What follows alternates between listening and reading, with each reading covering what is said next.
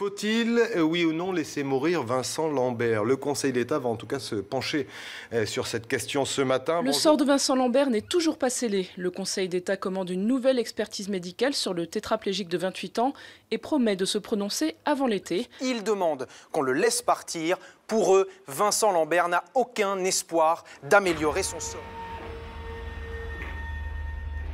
Depuis des semaines, la presse s'acharne sur le sujet. Depuis des semaines, on rivalise d'arguments, d'avis et d'opinions diverses. À coups d'approximations permanentes, d'erreurs de toutes sortes, comme ce journal de la presse écrite par exemple, connu pour ses positions de donneur de leçons, expliquant l'accident de moto de Vincent, quand il n'est pas question d'attaque personnelle et de jugement arbitraire. Par la forme de leur discours, les médias parisiens finissent peu à peu, comme à leur habitude, par rendre légale une mesure illégale. Une manipulation de l'opinion publique totalement déguisée, assujettissant les Français à une pensée contre nature.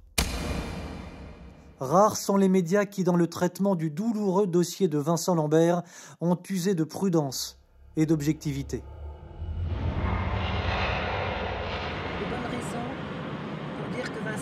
Retour 5 ans en arrière. Nous sommes ici au sud-est de Reims. Nous avons voulu retourner à l'endroit exact où Vincent Lambert a eu son accident. Nous nous y sommes rendus aux côtés des parents de Vincent, Pierre et Viviane Lambert. Désolée. Il s'y plaisait bien, Vincent. Hein, ils s'y plaisaient bien tous les deux à Vadonnet. On tournait à gauche pour aller chez eux. Le 29 septembre 2008, il est 13h25. Vincent Lambert quitte son domicile de Vadonnet, près de Reims. Il monte dans son véhicule, se dirige vers Châlons-en-Champagne, où il travaille comme infirmier. Pour ce faire, il emprunte la départementale 994. Quelques kilomètres plus loin, pour des raisons inconnues, sa voiture quitte brutalement la route et s'écrase dans le talus de gauche après cette courbe.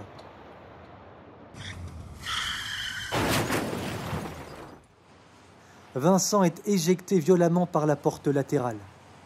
Transporté d'urgence à l'hôpital de Châlons-en-Champagne, il est envoyé en réanimation, soins intensifs, puis le centre de rééducation de Berck dans le nord de la France. Entre-temps, le patient est envoyé en Belgique pour des tests neurologiques avant de rejoindre le CHU de Reims.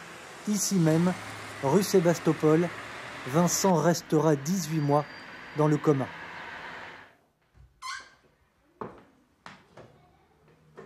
Étant sur Reims, on est venu tout de suite auprès de notre belle-sœur. Il était branché un peu de partout, comme on peut l'être dans ce genre de situation. Chaque heure était comptée. Le diagnostic vital était très fortement engagé de Vincent. Et puis après, on a gagné des heures, on a gagné des journées.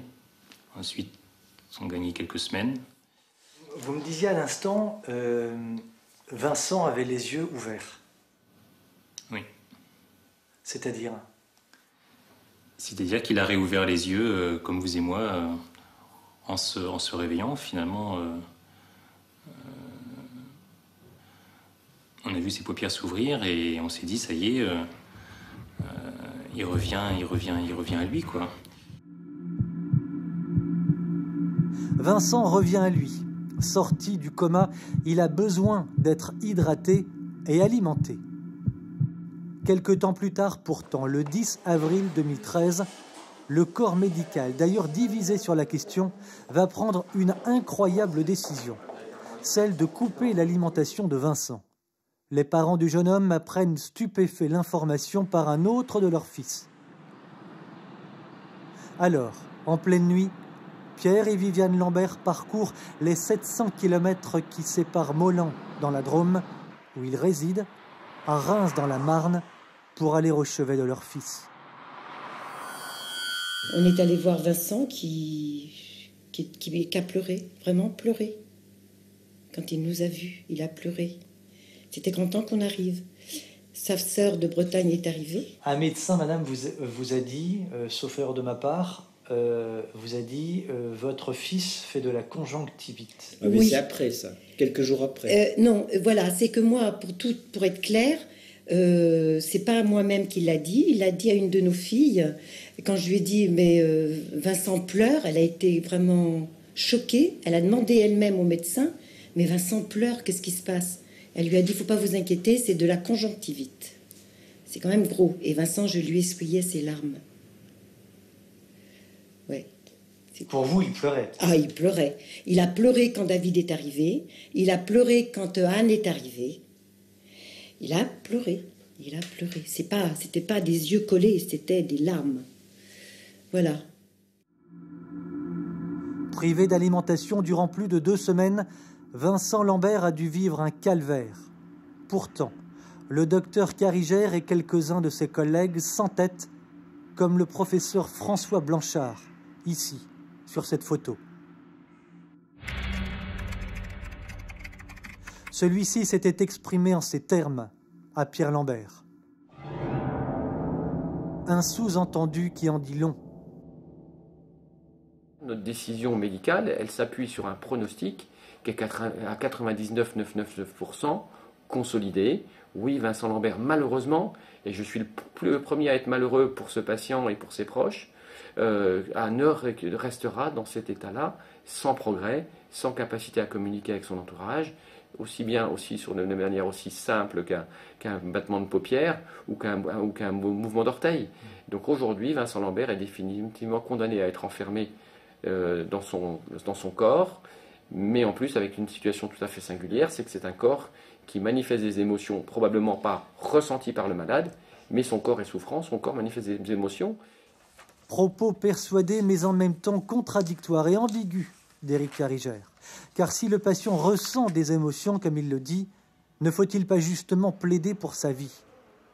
Au-delà du pronostic, pour justifier l'arrêt de l'alimentation de Vincent au printemps 2013, les médecins s'appuient sur une simple affirmation orale de Rachel, l'épouse de Vincent.